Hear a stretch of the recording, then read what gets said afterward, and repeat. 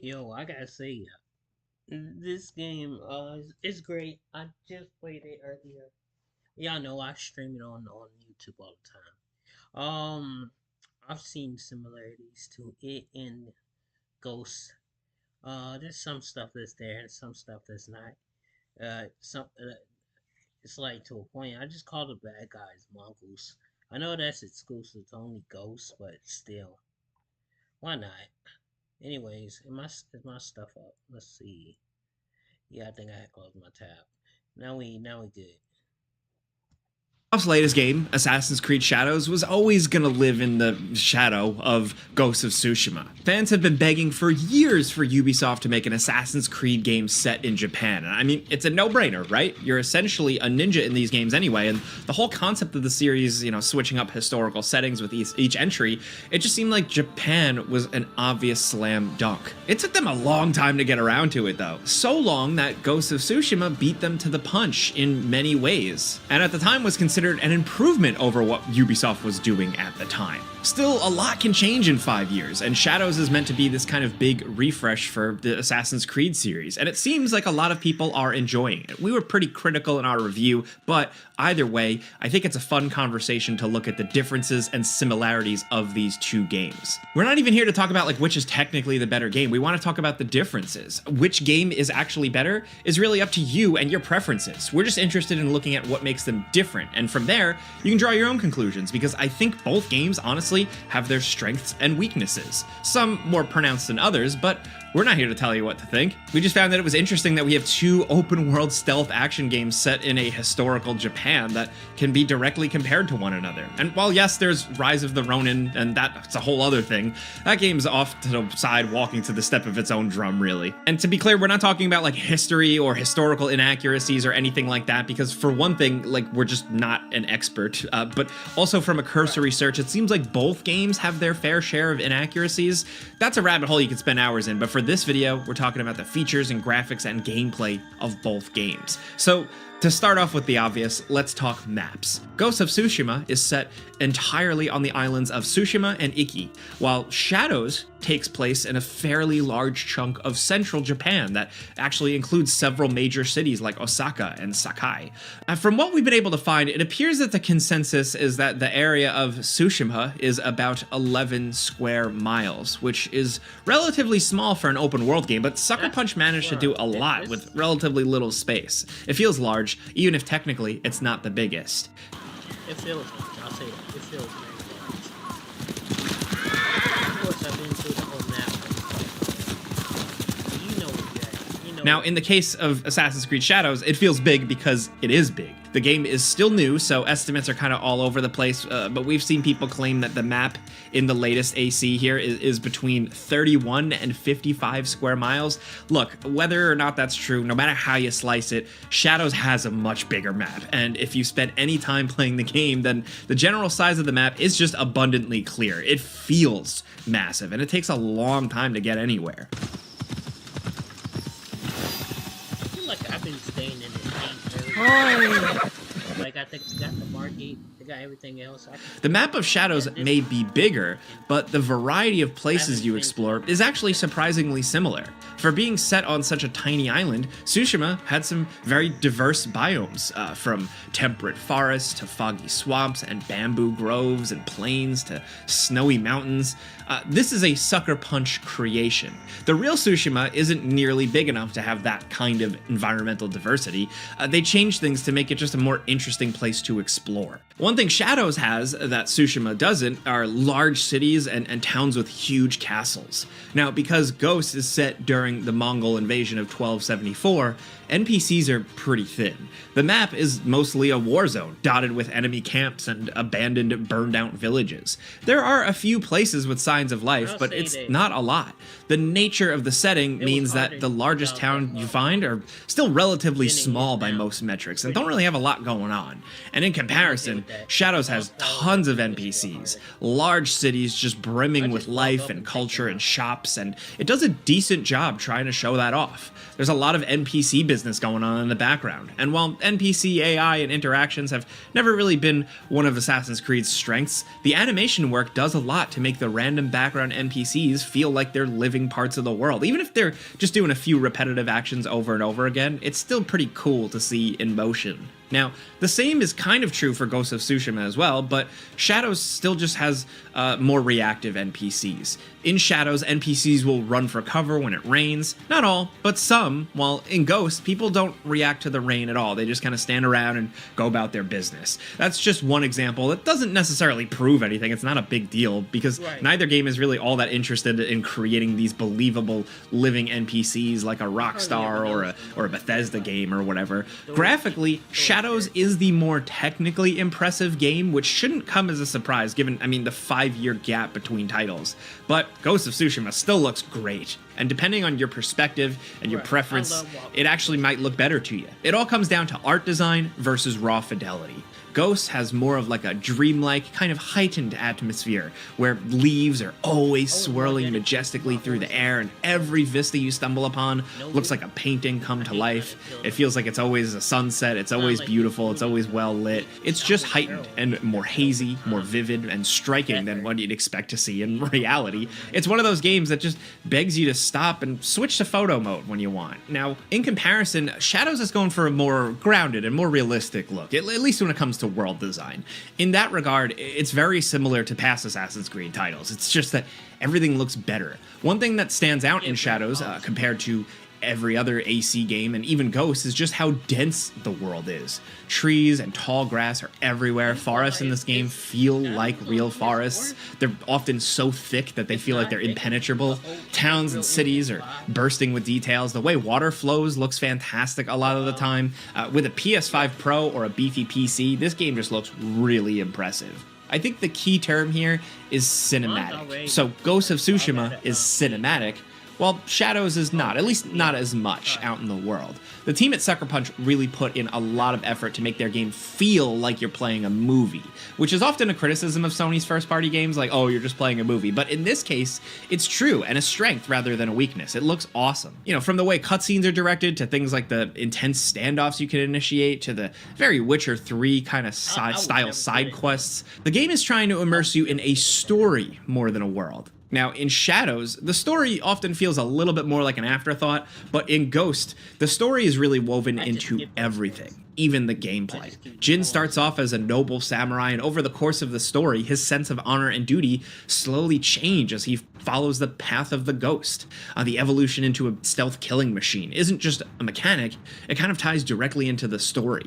Now, Shadows isn't really doing thematic stuff like that, and it doesn't really have to, but for us, it's what makes these games feel so different, even when many parts of them are actually very similar.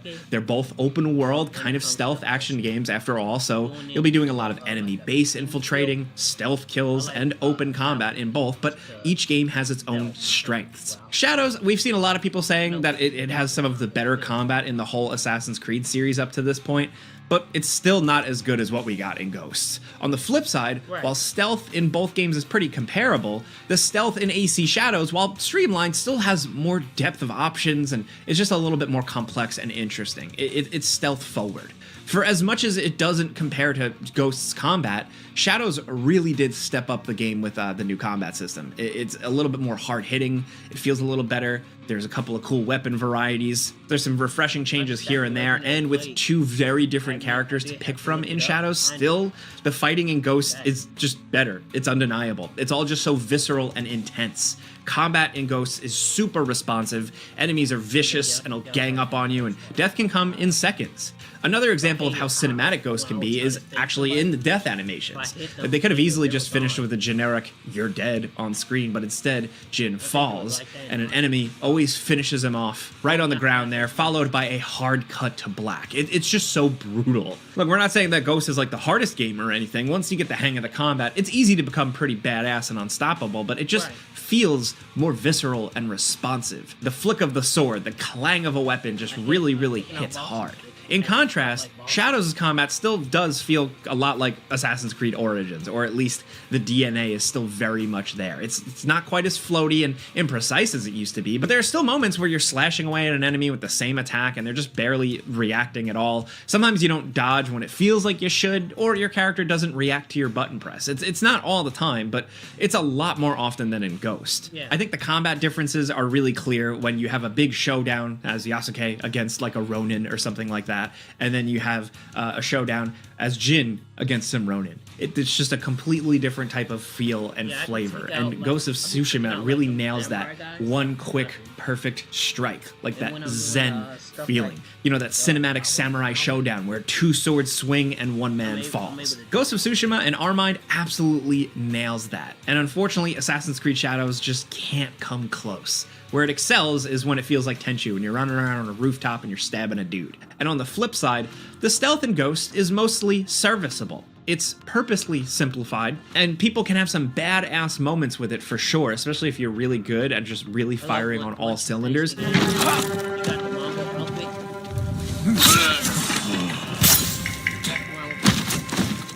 With Verizon, when you bundle mobile and home internet, you save $15 a month and can get the entertainment you love included on us, like Netflix.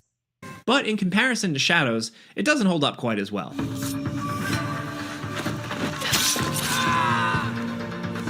In Ghost, enemies are pretty nearsighted and pretty predictable. With the right upgrades, clearing out a Mongol base can be pretty simple. They're practically begging to be killed. The bases themselves are also usually very basic, mostly just a collection of huts or a house or two, maybe some cliffs or some water to add some character to the setting, but nothing really too elaborate. In Shadows, there's finally some meat to the stealth. It's not as good as what you'd expect to get in like a dedicated stealth game. Like I said in the Before You Buy, it's not like, you know, Splinter Cell Chaos Theory or anything like that. But for an open world hybrid like this, the options are impressive. Being able to actually go prone and crawl in one of these games is huge and feels great. Enemies are way more observant than they've been in previous games. They notice you from further away, and they actually even start looking up sometimes when they notice dead people. I'm not saying that the enemies in Shadows aren't exploitable. They totally still are. It's still an Assassin's Creed game, but they do make things harder for you. Just like that, you got me. Both games have the exact same types of distraction tool. In Ghosts, it's the wind chimes, and in Shadows, it's the shinobi bell. In Ghost, you can use the chimes to make an enemy go wherever you want. They always go after the noise and basically go exactly where you threw it. But in Shadows, sometimes they ignore the sound if they're hunting you, or disregard it if you try to do the same trick twice. There are also certain enemies who are harder to assassinate in Shadows, which might annoy old-school Assassin's Creed purists like me, yeah, but it does make the stealth more difficult and forces you to change up your strategy when they're around.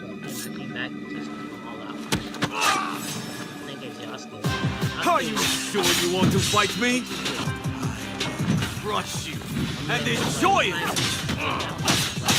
And the places you sneak through are a lot more complex as well. Castles are pretty big affairs with multiple layers of defenses that you can tackle in a lot of different ways and, you know, play with as a different character. They're generally just a lot more interesting than the most basic bad guy camps in Ghost. And overall, the range of movement and stealth options in Shadows is kind of better. Ghost feels a little simplistic and limited in this comparison. You're not crawling around, you're not crouching. You have a grappling hook, yes, but you can't use it to, like, hide on the ceiling, which you can do in Assassin's Creed Shadows, and that's pretty badass. Ghost clearly took the more video gamey, like smooth approach to sneaking, while Shadows is a little bit more of a stealth simulations with differences in day and night patterns and an actual visibility system where you can hide in the dark. It's the sort of thing that makes Shadows have the overall better stealth system, even if what is in Ghost is not bad at all. And moving on from the big picture stuff, there's a lot of items and equipment that are just very similar in both games. Things like the grappling hook, like I said, are functionally identical in both. You go up on a tree, you use it to swing across to something. It's the same in both games. And the grapple feels good in both games, but in this case, it's actually a little more versatile in Shadows. There's also like a meditation style minigame in both as well, and in this case, they both kind of work to give you that impression of quiet reflection, you know, without really interrupting the game too much. I have mine on automatic. The presentation of them in Ghost feels a little bit more naturalist and a little less intrusive and chill compared to Shadows, but for the most part, they're very similar mechanically, and they're kind of going for the same thing, and both games have guidance mechanics as well. Ghost had the very innovative guiding winds, which was like a new way to push players toward an objective without having like to cover the screen in a big intrusive quest marker or a line or anything like that, because instead, a helpful gust of wind just points you in the direction you need to go, and it can be triggered with the press of a button. Actually, it's like level. I get what you're saying. Straw hats, ride!